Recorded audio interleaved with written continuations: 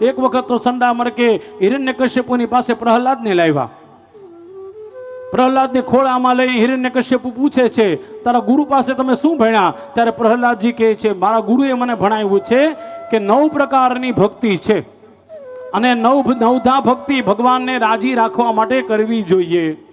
જેને ભગવાન જોતા હોય 9 પ્રકારની ભક્તિ કરે. શ્રવણમ કીર્તનમ વિષ્ણુ, શ્રવણમ પાદ સેવન, શ્રવણમ કીર્તનમ વિષ્ણુ, સ્મરણમ પાદ સેવન, અર્ચનમ વંદનમ દાસ્ય, સખ્યાત્મનિવેદનમ, સખ્યમ આત્મનિવેદનમ. ભાગવતમાં 9 પ્રકારની ભક્તિ બતાવી છે. એમાં સૌથી પહેલા ભક્તિ છે શ્રવણમ. શ્રવણ એટલે શું? સાંભળવું. અત્યારે તમે બધા જે ભક્તિ કરો છો, શું કરો છો?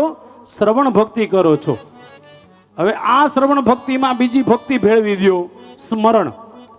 એટલે બીજા પ્રકારની ભક્તિ થઈ જાય. ઘરે ગયા પછી સતત સ્મરણ કર્યા કરો એટલે બીજી ભક્તિ થઈ ગઈ. શ્રવણમ સ્મરણમ.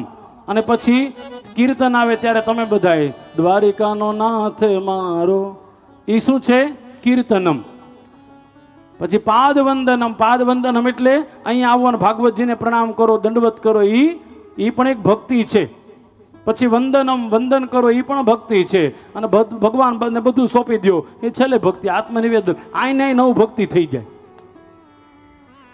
સખ્ય ભક્તિ તો આ જ કહેવાય. ભગવાનની સાથે સખા થઈ જાઓ, ભગવાનના મિત્ર થઈ જાઓ. ભગવાનને મા બાપ બનાવશો તો તકલીફ થાય પાછી, હો. એની કરતા સખા થઈ જાઓ. મહાપ્રભુજી એમ કહેતા કે ભગવાન મારો સખા છે, ભગવાન મારો મિત્ર. અર્જુન કે તમે મારા સખા છો. અર્જુન કે તમે મારા સખા છો, એટલા માટે ડગલે ને પગલે મારી સાથે રહો છો.